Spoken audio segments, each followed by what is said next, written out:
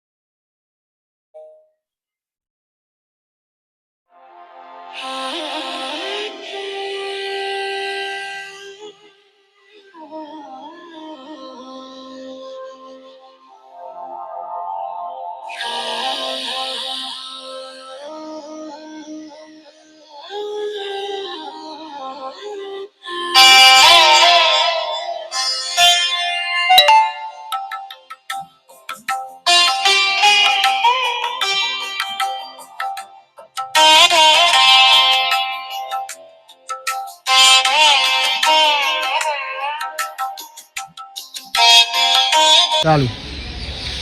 નમસ્કાર શાસ્ત્રીજી, તો આપણે તમારો પૂરો પરિચય આપશો? મારું નામ છે ગૌરાંગ પ્રકાશ કુમાર આચાર્ય। અમે સિદ્ધપુરના રહેવાસી છીએ અને કર્મકાંડ વ્યવસાય। તો શાસ્ત્રીજી, આપણે આ બિંદુ સરોવરનું મહત્ત્વ અને આ બિંદુ સરોવરનું કઈ રીતે ઉત્પત્તિ થઈ તે તમે ટૂંકમાં અમને જણાવી આપશો? આ સિદ્ધપુરની ભૂમિ છે અને અહીંયા હર્ષ બિંદુ સરોવર એવું કહે છે કે કપિલ મુનિ ભગવાન, જે કપિલ મુનિ ભગવાનનો આ ભૂમિ પર જન્મ થયો હતો। વિષ્ણુ ભગવાનનો જે 5મો અવતાર છે કપિલાવતાર। એમના પિતાજી છે કરદમ ઋષિ અને એમની માતા છે દેવવતી। એવું કહે છે કે આ પૃથ્વી ઉપર મૈથુન્ય સૃષ્ટિની ઉત્પત્તિના પ્રણેતા તો કરદમ ઋષિ અને દેવહૂતિ માતા દ્વારા ઉત્પન્ન થયા. બરાબર. અને એ મૈથુન્ય સૃષ્ટિ દ્વારા એમના પ્રજાની અંદર 9 દીકરીઓ ઉત્પન્ન થઈ અને 9 દીકરીઓ પછી એમને 10,000 વર્ષ તપ કર્યું અને એ પછી નારાયણ એટલે કે વિષ્ણુ ભગવાને પ્રસન્ન થઈ અને માતાજીને વરદાન આપી કે તમે માગો. ત્યારે એમને કીધું કે નારાયણ તમે પોતે જ મારી કુખે જન્મ લો. અને ત્યારે સ્વયં કપિલ મુનિ આ ભૂમિ ઉપર એમની માતાની કુખેથી જન્મ લીધો જે વિષ્ણુ ભગવાનના 5મા અવતાર તરીકે ઓળખાય છે, કપિલ અવતાર. બરાબર. અને કપિલ મુનિ ભગવાને પોતાની બાલ્યાવસ્થાની કે 4 વર્ષની ઉંમરે પોતાની માતાને સાંખ્ય શાસ્ત્રનું જ્ઞાન આપ્યું અને સાંખ્ય શાસ્ત્ર દ્વારા એમને પોતાની માતાનો આ ભૂમિ પર ઉદ્ધાર કર્યો હતો. અને એવું કહેવાય છે કે આ સાંખ્ય શાસ્ત્ર દ્વારા એમને પોતાની માતાનો ઉદ્ધાર કર્યો. અને એ દિવસથી કપિલ મુનિ ભગવાન પોતે વચનથી બંધાયેલા હતા કે આ સિદ્ધપુરના અંદર હર્ષબિંદુ સરોવર, આ કયા નામથી ઓળખાય છે? હર્ષબિંદુ સરોવર. કેમ કે જ્યારે બાલ્યાવસ્થાની ઉંમરની અંદર પોતાની માને એક બાળક જ્ઞાન આપતો હોય એક અલૌકિક દ્રશ્ય છે. અને જ્યારે નારાયણે એ દ્રશ્ય જોયું ત્યારે નારાયણના આંખમાંથી હર્ષના જે આંસુ પડ્યા એનું હર્ષબિંદુ સરોવરની ઉત્પત્તિ થયેલી. અને આ હર્ષબિંદુ સરોવરના અંદર કપિલ મુનિ ભગવાન પોતે એવું વચનથી બંધાયેલા છે કે કોઈ પણ દીકરો જો શ્રદ્ધાથી આ ભૂમિ ઉપર આવીને પોતાની માતાનું શ્રાદ્ધ કરશે તો હું સ્વયં નારાયણ જ માનો ઉદ્ધાર કરીશ. એ કપિલ મુનિ ભગવાન પોતે જે છે એ જ આ હર્ષબિંદુ સરોવરના અહીંયા સામે જ એમનું મંદિર છે. તો અહીંયા આવવાથી 100% માતૃગાયનું ફળ મળે છે. હવે એવું કહે છે કે આની અંદર શંકાનો પ્રશ્ન પહેલો તો કોઈ રહેતો નથી. કેમ કે સ્વયં કપિલ મુનિ જ વચનથી બંધાયેલા છે હું પોતે જ ઉદ્ધાર કરીશ. બરાબર છે. તો એનું માનવું એવું થાય કે કોઈ પણ કર્મ કરો તો પૂર્ણ શ્રદ્ધા અને વિશ્વાસથી કરો તો એ કદાપી વ્યર્થ જતું નથી. બરાબર શાસ્ત્રીજી? એ વાત સાચી છે. કેમ કે આ માતૃગયા શ્રાદ્ધ તરીકે જ આ તીર્થ ઓળખાય છે. અને એવું કીધેલું છે કે શ્રદ્ધયા કરીએ તે શ્રાદ્ધમ સૈવ શ્રાદ્ધ, કે જે શ્રદ્ધાથી કરવામાં આવે એ જ શ્રાદ્ધ. તો તમારો પરિચય આલ્યો અને બિંદુ સરોવરનો જે પરિચય આલ્યો તો અમારા સબસ્ક્રાઈબરો આ બિંદુ સરોવર અને સિદ્ધપુર ભૂમિ એટલી જ મહત્ત્વની ભૂમિ છે કે જેનું પુરાણોમાં પણ ઉલ્લેખ થયેલો છે. અને આવી ભૂમિનું તમે મુલાકાત લો અને બિંદુ સરોવરે આવો અને દર્શનનો ખૂબ જ મહત્ત્વ છે. તેની અનુભૂતિ આજે અમે કરી છે. હર હર મહાદેવ. હર હર મહાદેવ. ઇતિહાસ સોલંકી યુગ સાથે ખૂબ જોડાયેલો છે. રુદ્ર મહાલય ટેમ્પલ, રુદ્ર મહાલય મંદિરનું નિર્માણ 12મી સદીમાં રાજા સિદ્ધરાજ જયસિંહે કરાવ્યું હતું. આ મંદિર ભગવાન શિવને સમર્પિત હતું અને તે સમયનું ભવ્ય શિલ્પકલાનું ઉદાહરણ હતું. આજે તેની અવશેષો જ બાકી છે, પરંતુ તેની સ્થાપત્ય કળા આજે પણ ઇતિહાસની સાક્ષી આપે છે. સિદ્ધરાજ જયસિંહનો સમય. સિદ્ધરાજ જયસિંહ. સિદ્ધરાજ જયસિંહ સોલંકી વંશના પ્રખ્યાત રાજા હતા. એમના શાસન દરમિયાન સિદ્ધપુરનો ખૂબ વિકાસ થયો. શહેરમાં મંદિરો, તળાવો અને શૈક્ષણિક સંસ્થાઓ વિકસાવી.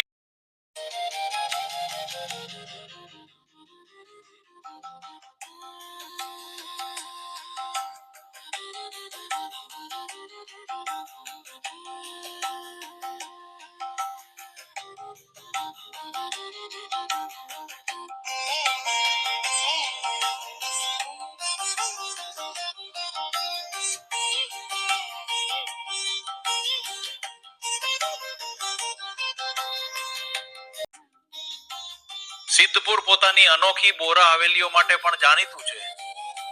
19મી અને 20મી સદીમાં અહીં દાઉદી બોરા સમુદાયે સુંદર અને રંગબેરંગી હવેલીઓ બનાવી હતી. આ હવેલીઓ યુરોપિયન શૈલી અને ભારતીય કળાનો સુંદર સમન્વય છે. આજે આ હવેલીઓ પ્રવાસીઓને આકર્ષે છે. ધાર્મિક અને સાંસ્કૃતિક મહત્વ. સિદ્ધપુર માત્ર ઐતિહાસિક શહેર જ નથી, પણ તે એક મહત્વપૂર્ણ ધાર્મિક કેન્દ્ર પણ છે. અહીં દર વર્ષે હજારો લોકો તીર્થયાત્રા માટે આવે છે. શહેરની ગલીઓ, પ્રાચીન ઇમારતો અને સરોવરો આજે પણ તેની પ્રાચીનતા દર્શાવે છે. આજનું સિદ્ધપુર આધુનિકતા અને પરંપરાનું સુંદર મિશ્રણ છે. શહેરમાં શિક્ષણ, વેપાર અને પ્રવાસનનો વિકાસ થયો છે, પણ સાથે સાથે લોકો પોતાનો સાંસ્કૃતિક વારસો પણ સાચવી રહ્યા છે. માત્ર એક શહેર નથી, તે એક ઇતિહાસ છે, એક આસ્થા છે, એક સંસ્કૃતિ છે. જો તમે ગુજરાતનો સાચો વારસો અનુભવવા માંગતા હો તો સિદ્ધપુર એકવાર જરૂર મુલાકાત લો. આ હતો સિદ્ધપુરનો ગૌરવશાળી ઇતિહાસ. ધન્યવાદ. સિદ્ધપુર